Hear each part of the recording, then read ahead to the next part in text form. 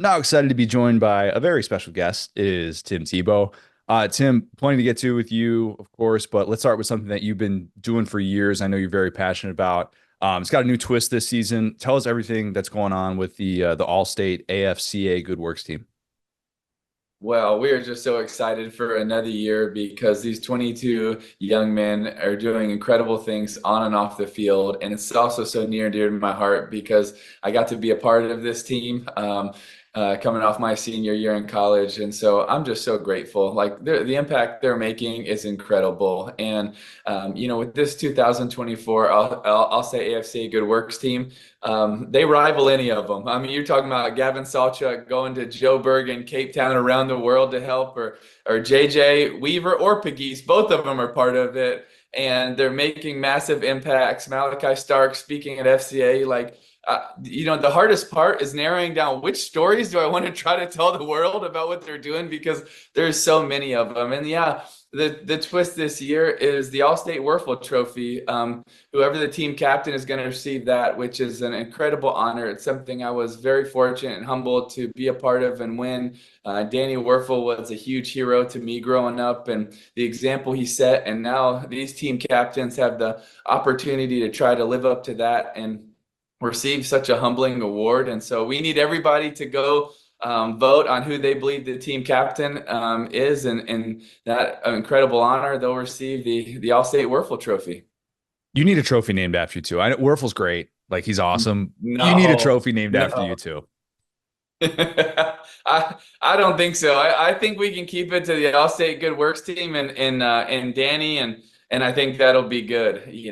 Mine would be just weird, I think. I love it though because it shines a light on the great things that are going on with everybody talking about NIL and playoff expansion, and everybody's out for money. It's nice to see things like this that are happening, and obviously you're a very, very big part of it. Okay, so that's the positive, Tim. You knew that we were going to talk Florida, which not so positive. Obviously, you were on the sideline at the Swamp for the opener against Miami, and I know that you were there last week with SEC Nation. I had Laura Rutledge on the show last week, and she was saying how you guys on the sideline were like, we want to play because we feel like we could show more effort right now than what's going on, and how disappointing that was. From your vantage point, just take this any way that you want. What's missing at Florida right now? That's a good question. I think probably to sum it up, an edge. Um, uh, just some form of an edge. I would love to see some of the next steps just being in the level of tenacity and fight that they show in the games.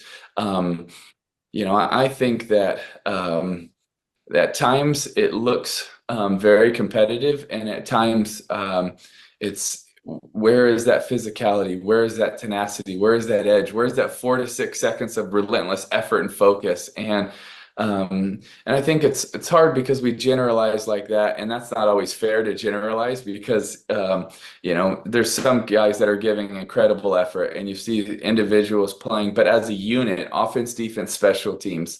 I think the physicality up front on both sides has to get better. I think it's one of the biggest issues is we're not winning at the offense or defensive line, period. And then on top of that, you have to take so much pride in this. And I don't mean that in an arrogant way. I mean that in a competitive way. You have to take pride in your team and your teammates and what you do. And and that there has to be a level of that that it's just no, like I'm representing the front and the back of this jersey, and we're not going down this way. We're gonna, if we lose, we lose, but we're gonna lose swinging, and that's where I would want to see there be a difference. Be honest, how many tackles were you ready to make in that opener? A couple. A couple. I tell you, Spikes was about 15 feet on the field though several times, so he was closer than I was. Golly, he could still get 15 though. That's the crazy thing is like you could No tell me doubt. like there's no doubt whatsoever he'd be getting sacks, he'd be getting TFLs. Like I would not want to give that guy the right of way to be able to do that. No, there's no chance. It was awesome. We were standing there, and so many of the guys that were there that came back were amazing defensive players. We just had just so many players that were there, and it's so many of the linebackers, and then Major Wright, and it felt like all of the guys that were there are very physical, hard-hitting guys, and it was like, oh man, I literally have to feel like I might have to hold them back from getting too far on the field, and I was like, that's the type of competitiveness we want to see out of everybody. You didn't have Miami fans trash talking, do you? Like they know, like, all right, they can take over the stadium, they can kind of have their moments, but Miami fans know their place not to trash talk Tim Tebow, I would hope, right? There wasn't too much, but there's a few players and fans that try to get after it, and I just ignore it and keep going. Okay, so the initial plan for DJ Lagway was to be to Graham Mertz what you were to Chris Leak. And obviously all that changes when you go 1-2 and it starts off the way that it does. Would you make Lagway the starter right now if you had that decision? I think I would probably keep evaluating it week by week. I think when we look last week, um, Graham was much more prepared to handle the looks on second and third and long, as he should be. He's seen a lot more defenses. And so I think, against the Mississippi State and some of the weeks, I think you need to balance that. You need to let DJ get reps because he's going to learn through that.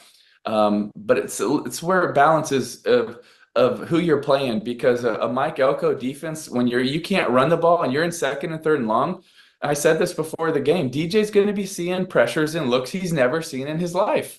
And that's not fair to him. And give him time to adjust and build. He's going to be a great player. And you can see that flourish at times. But I think it's important that you help him build and grow and let him see the looks. And if you're running the football and you're able to get in second and 6 and second and 4, then it's a different offense than second and 12 and second and 13. How many times were they behind the sticks last week? That's a tough look for DJ, but that has to be applied when looking at who's your quarterback. But let's be very clear. The quarterback room has not been the issues for Florida. That was not the issue week 1, although people look and say, well, the intercept, but he's getting hit in his face almost every single play. And then last week, I thought Graham played extremely well. The pick 6 is not his fault. He put it in the guy's chest. I thought he played extremely well throughout the game, with not a good running game. And I think DJ had his time, and both of those players are, just really gifted, good players. And I think it's so easy for us to just look and say, well, it's the quarterback. It's this big position. It's all of this. But the difference is we have to be physical. We have to be able to push people around. We have to be able to hold up in the front 7. Like, those are the biggest issues. Yes. Is the quarterback exciting? Absolutely. Is DJ someone that I get so excited about? I love the kid. He's one of my favorite kids. Like, he's an incredible young man. He's so fun to be around. He's so gifted. He's a better young man than he is a player, and he's a great player.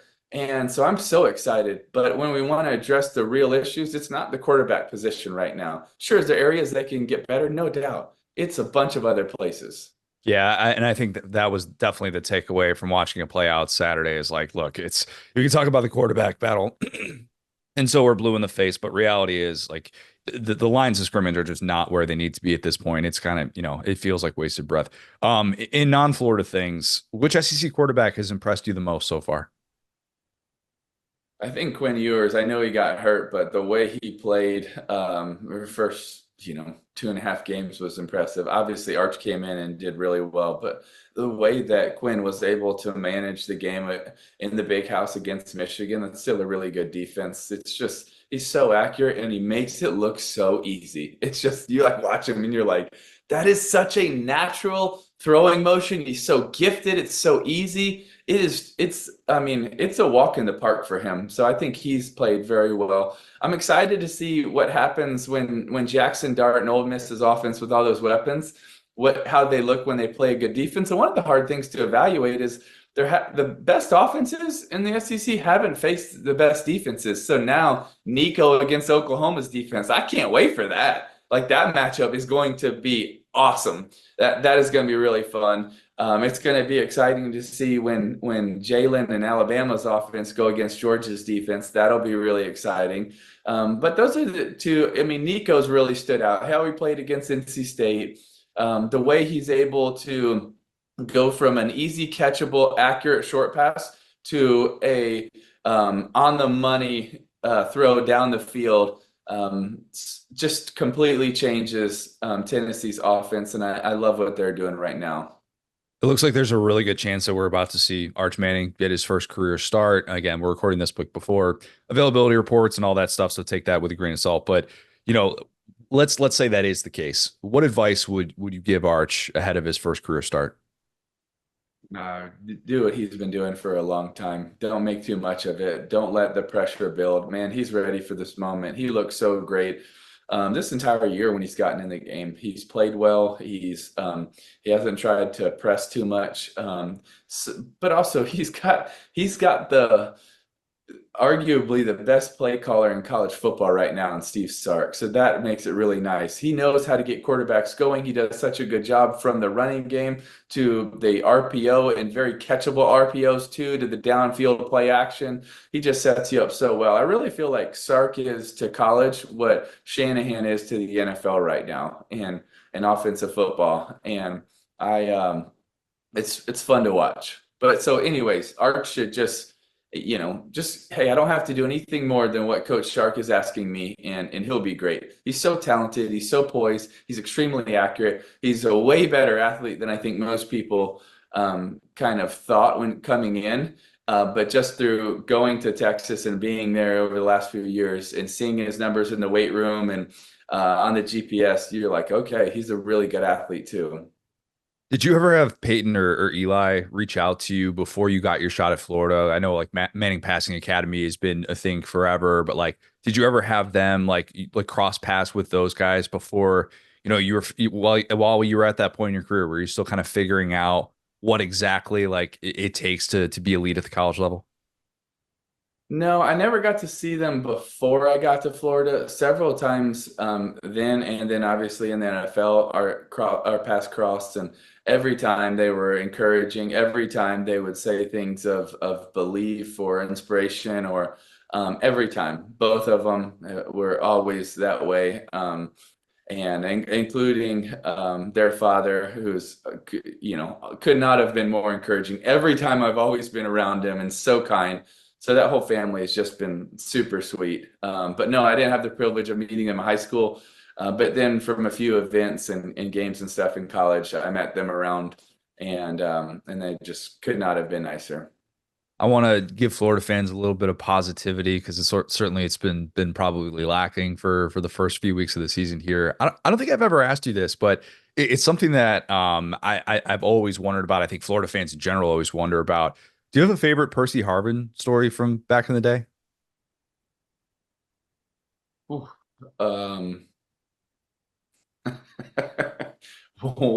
one of the best cornerbacks in the NFL.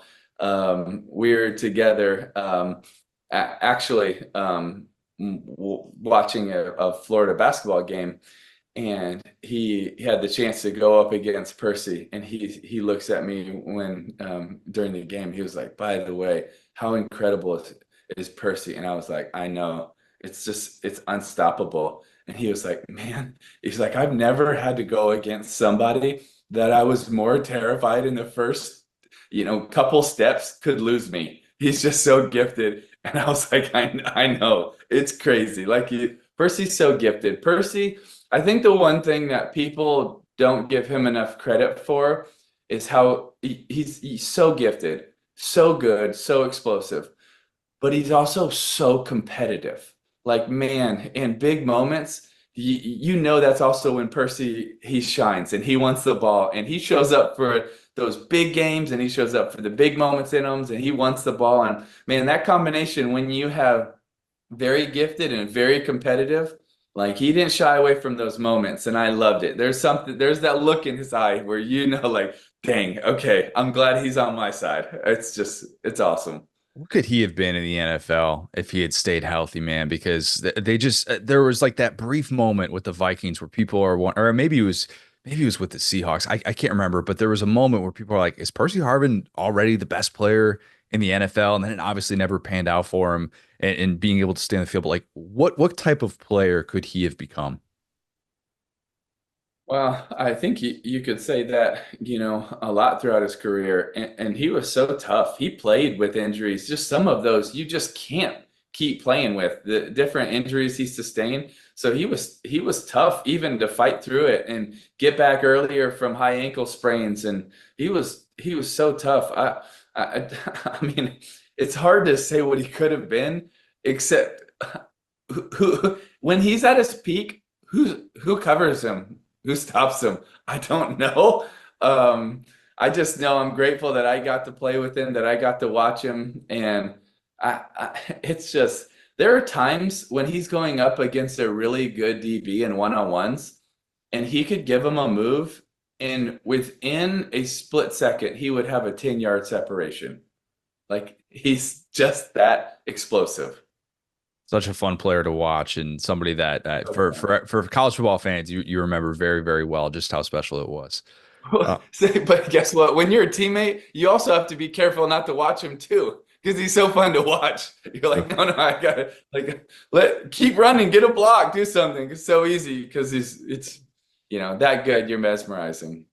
One last thing before I let you go here. And I've been wondering about this since it came out, but in Swamp Kings, I felt like you were at a whisper. And like I hear you talk here, I hear you talk like on SEC Network, ESPN, whatever it may be.